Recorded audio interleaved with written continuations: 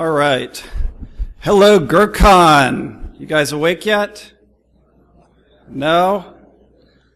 Thank you guys all for being here today. You guys are awesome. Let's wake up a little bit. Give yourselves a round of applause. I know a lot of you guys are here on your own dime. Come on. There we go. All right. I'm John Muirhead Gould, and my job today is to educate you and to get you to take action on some really hard to manage emerging threats. My background is in financial services, where I spent the last 14 years working for one of the largest banks in the world. I started off as a data center engineer. I was a system administrator.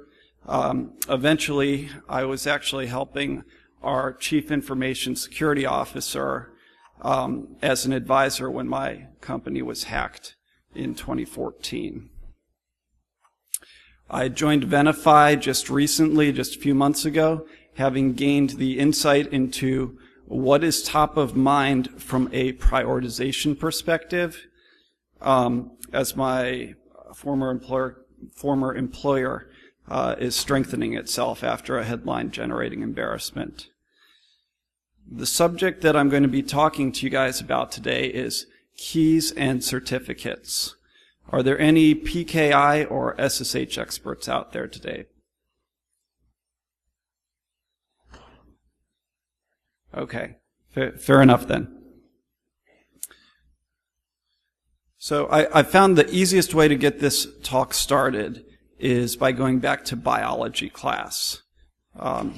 You'll know that we as a species have evolved over thousands of years, and one of the things that's contributed to our success has been our immune system. Let's dive in and take a closer look. Inside each of us, we have countless numbers of cells within our bodies. And each of our cells inside of them have something associated with them called an HLA tag. These HLA tags are unique to each of us. Everybody in the room here has a different HLA tag. They're kind of like fingerprints. And these HLA tags help our immune system regulate itself. They help our bodies know what belongs and what doesn't. It helps us identify what is friend versus foe, self versus non-self. If anything foreign enters the body, the immune system knows it should take action against it because it's identified as non-self. And if you think about it for a second, this makes sense. A lot of our friends and loved ones will sometimes go through organ transplants. And one of the hardest parts of that process is getting the body to accept something that is foreign, because the body is scanning that organ that's been transplanted and it sees a different HLA tag. And its natural response is to reject it as something that doesn't belong. If you look at the cyber world we've created, it's similar to how the human body works. In the cyber world, we have technology devices everywhere. And these also have unique identity tags that are similar to the HLA tags in our bodies. And we call them keys and certificates. Now, unfortunately, in the cyber world, we don't have a real immune system like in the body. We have no real way to proactively identify self versus self, friend versus foe. And if you think about it, trust seems pretty reactive. We have antivirus software that's getting rid of known problems, just like a flu vaccine gets rid of known pathogens. But what we don't have is something that can proactively handle new things coming in. We can only handle the things that we already know about. Companies today are consistently infected with the latest malware having to respond. And we're finding that there's not really an easy way to get proactive. This takes us back to the first internet security problem. Over 20 years ago, in 1993, the New Yorker magazine ran this cartoon. On the internet, nobody knows you're a dog. And this brings us back to the foundational problem of authentication. Who is on the other end of that connection? How do we know that a connection to a third party is trustworthy? Well, let's go back in time and talk about how this whole internet thing got started. If you look at it, there are two key technologies that established the world that is the internet today. One of them is DNS, domain name services, and the other keys and certificates. Both of these are really foundational and really important. And I'm going to just be talking about keys and certificates today, but it's an important thing to consider and to recognize. The important thing to note, though, is that if either one of these foundational pieces is not in place in a quality way, then everything that builds on them is going to suffer from quality issues as well. Let's look at what a modern security infrastructure might look like as a representation. So if we look at it from a layered security perspective, and this is by no means an exhaustive list, an organization's defenses may look something like this. As you can see, we've got endpoint protection, we've got firewalls, we've got DLP, data loss prevention. Maybe, for example, you've just purchased a new DLP solution and you're trying to prevent credit card details or other personally identifiable information from leaving your organization.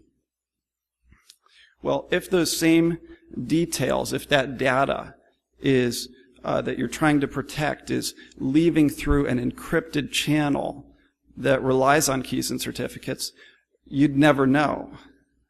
Your DLP solution is not going to be able to perform adequate inspection of that data. Let me give you a personal example. In 2003, I was a data center engineer for my former company, and I received a high-priority ticket from one of the remote support teams. I was being asked to reset the administrative password on a Windows NT4 server. The server wasn't connected to a domain or anything like that. The administrator password was lost, and so nobody could get in. And so what did I do? I didn't know how to perform this task, but I was the only one with physical access to the machine. And so I fired up my laptop and I went to Google and started, of course, asking, well, okay, how do you reset the admin password? And that led me to running a Google search on how do you hack into Windows NT4. When I tried to run that query, the web content filter that my company had in place, of course, blocked me. I guess they didn't like the idea of me Googling around for that sort of thing. But here I had a real and legitimate need to actually perform this task. So what did I do? Well, I ran home. I stood up on my home server a Squid transparent proxy running on 443 with a self-signed certificate. I went back into the office and I pointed my web browser's proxy to that external IP. And here what I did was I created an encrypted channel. And I was able to go to Google just like I did before, but this time I was able to succeed in performing the search, and ultimately I was able to break in, restore the administrative password, and close the ticket.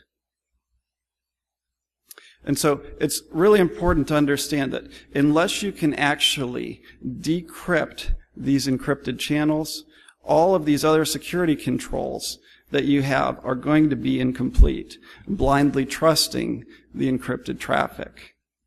Adversaries know this and can use these encrypted channels to bypass the security controls you have.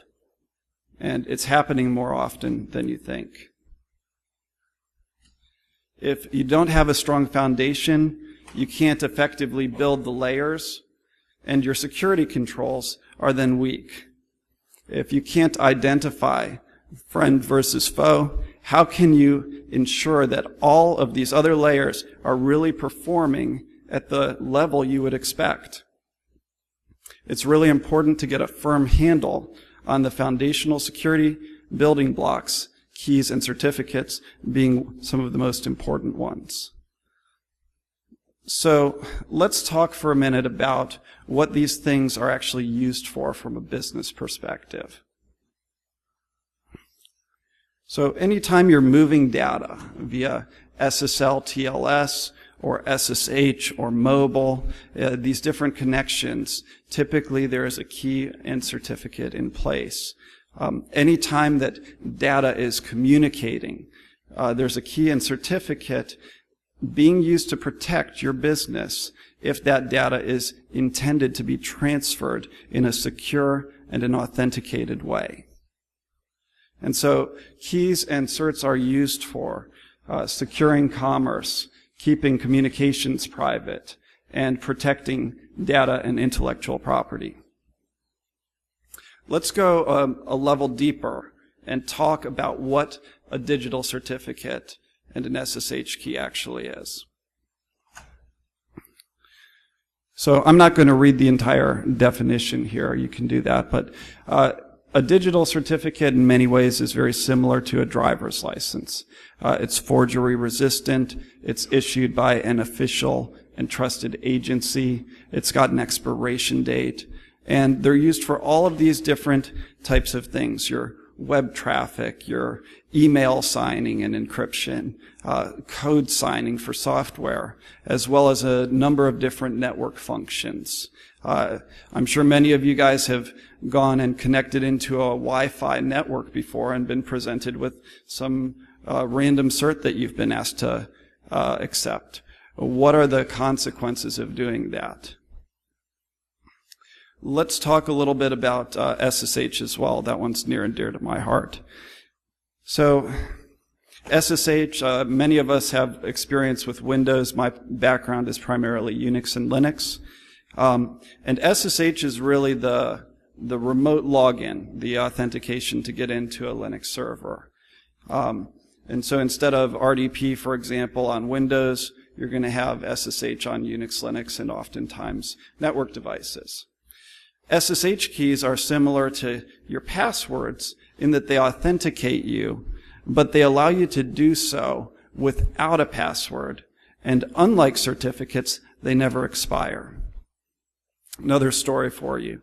In 2006, I was a system administrator, and I was asked to run a disk space utilization report every week across a few hundred Unix and Linux servers.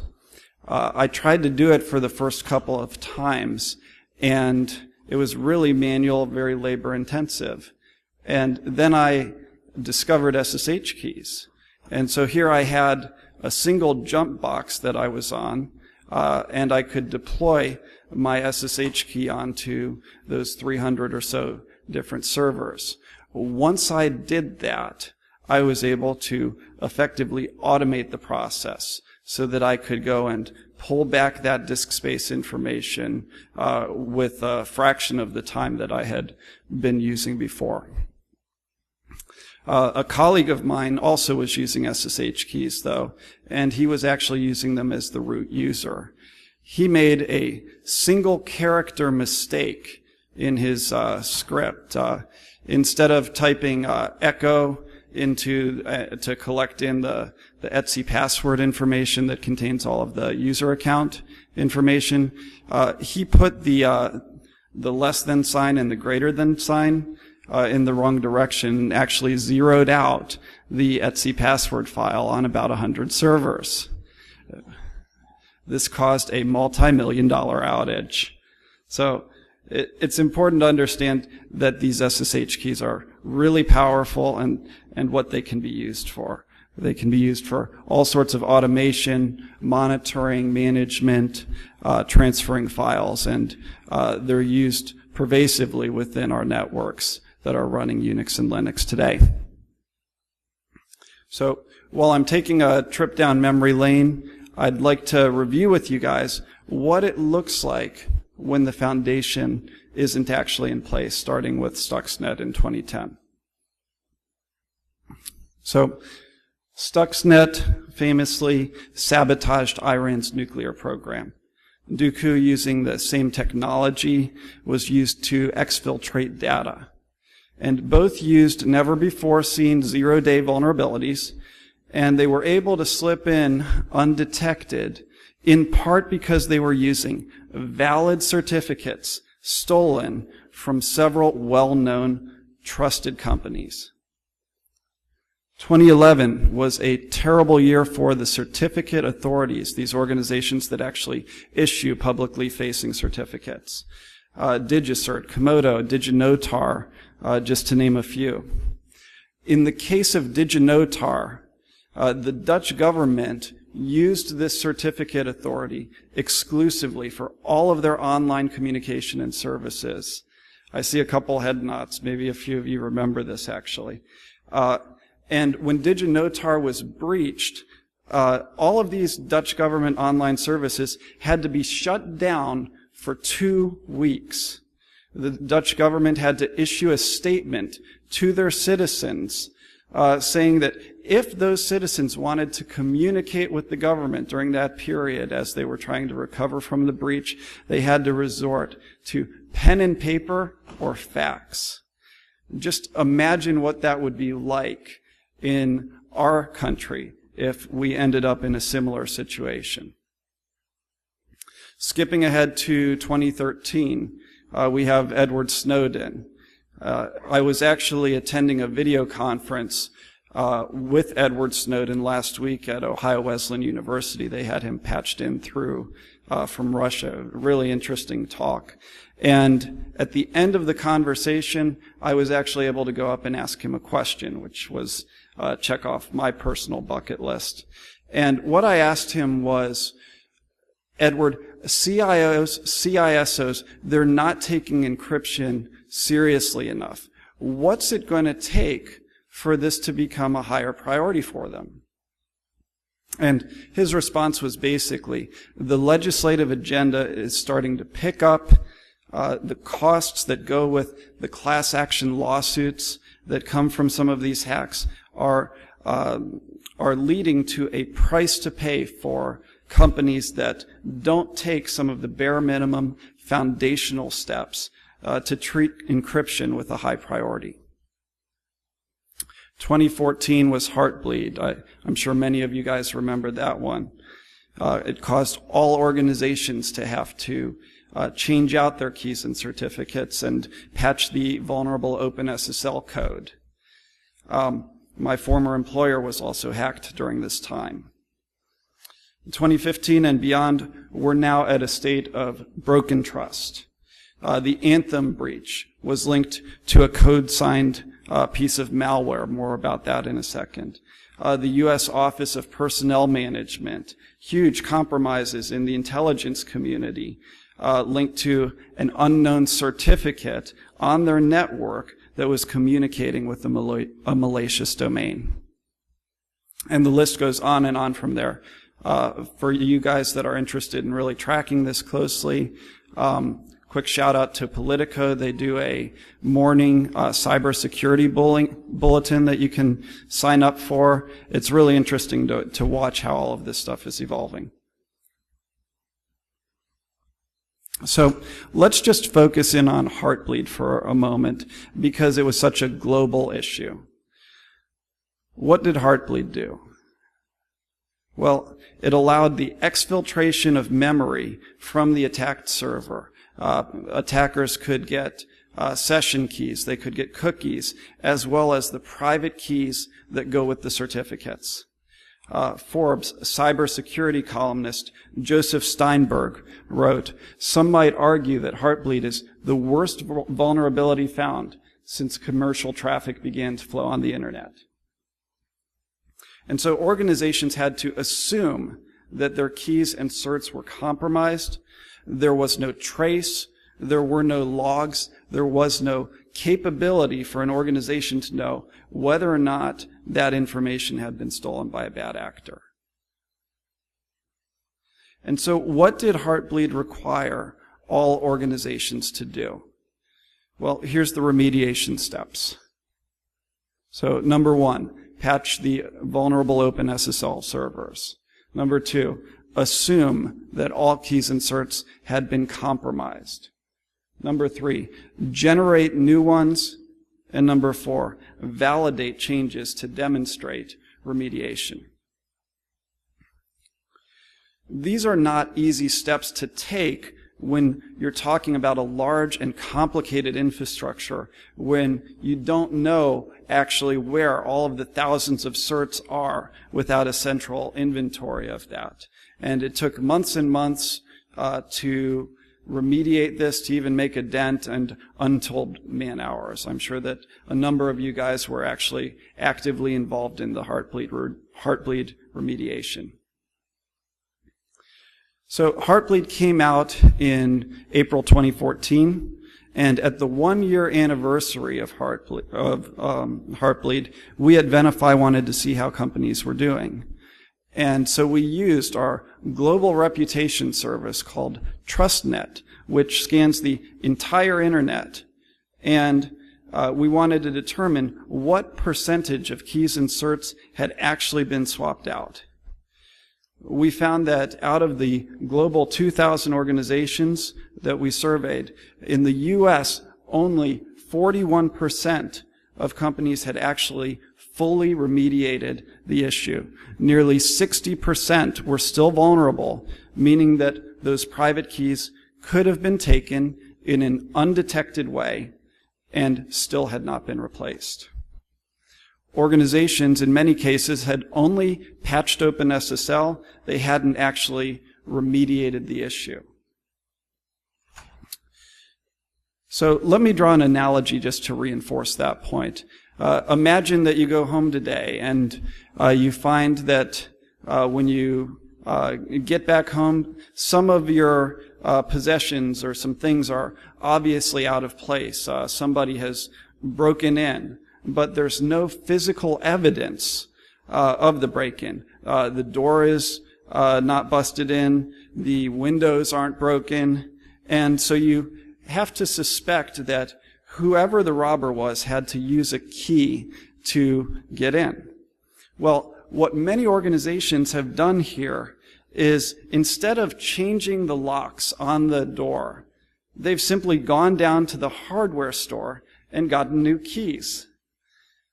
Well, does this secure the issue? No. Whoever broke in to your house can surely get back in again because you didn't change out the locks. And similarly, 60% of organizations in the U.S. didn't actually change out their certs when Heartbleed came out, failing to complete the full remediation steps that were listed on the last slide. And so I can't emphasize enough how critical it is to switch out these keys and certs, because it's important to assume that they've actually been compromised, because there's no trail whatsoever. Now, Heartbleed's not the first and only example that we have. Another one is Drown, and it impacted any SSL TLS-enabled service. The exposure was significant. Again, the significant severity, certain probability. And if you look at the remediation steps, it's actually very similar to Heartbleed. Apply the patch. In this case, disable SSL v2, which is a legacy and problematic protocol because it's got some weaknesses in it, and then generate a new private key and obtain a new certificate. And so the point that I want to make to you guys is that it's really important to understand that the remediation for many of these types of attacks is going to be the same in some ways, even though the specific attack details are different. Here's another industry supporting perspective. In 2013, the Ponemon Institute did a survey of the largest 5,000 organizations in the world, and they found nearly 18,000 keys and certificates in the average organization. They reran the study 2 years later in 2015, and they found an increase of over 30%. And so now the average organization has to keep track of nearly 25,000 of these keys and certificates. The latest information that we have suggests an explosion in their usage, given the advent of DevOps and Agile and cloud and mobility and other embedded applications, and that rate is now a 25% increase on an annual basis. This is a significant problem because it can't be handled manually. Most organizations can't even describe the control that they have over keys and certificates. How much do you think just one of these stolen certificates goes for on the black market? Any guesses? Good, but no, not quite that much. Any other guesses? Okay. So single stolen certificate can go for $1,000. And so if you're tracking these things manually in a SharePoint database or in a spreadsheet or something like that, how are you really going to know if you've got a good handle on them? How are you going to know if one of them is leaving your organization in a malicious way? How do you identify if a key or cert is being misused within your environment? The fact is that if you're using legacy technology, you're probably not going to be able to do so. Intel agrees and says stealing certificates will be the next big market for hackers. I personally think we're already there, and here's some evidence to support that claim. This is a Russian website that is offering a code signing certificate for sale on the underground market. And as you can see, the certificate's going for $980. It's 400 times more valuable than a stolen credit card. It's more valuable than Bitcoin even. And Bitcoin's been doing pretty good over the last couple weeks. It's a lucrative opportunity for adversaries to steal and resell these certificates on the black market and to cash in at your expense.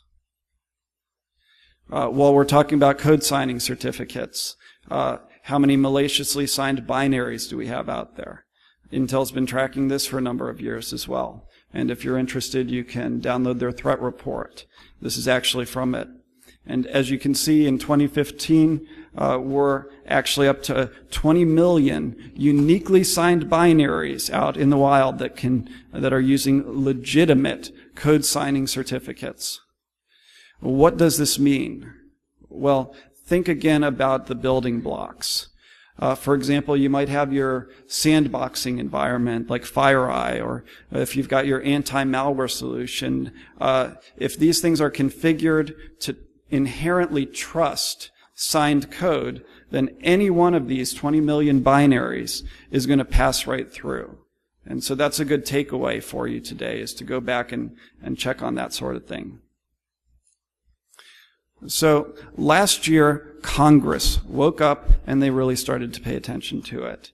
The House of Representatives sent a letter out to Apple, to Mozilla, to Google, and to Microsoft. And what did they say? Our concern with the certificate authorities' unfettered authority to issue certificates is heightened when the CA is owned and operated by a government. This topic is becoming so important from a political perspective as well. It's really interesting to watch. Now, are there any guesses into why they sent this letter?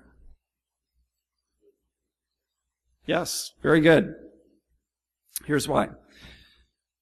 This is President and Party leader Xi Jinping. And in addition to many other distinguished posts, he is the president of CNIC. And this is a Chinese certificate authority run by the Chinese government.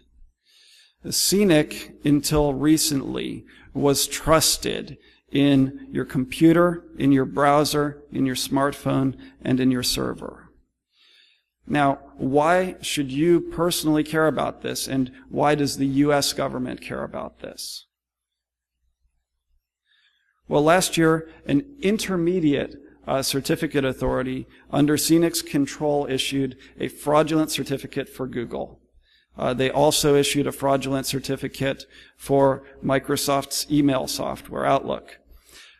What was the impact of issuing this fraudulent certificate? Any guesses?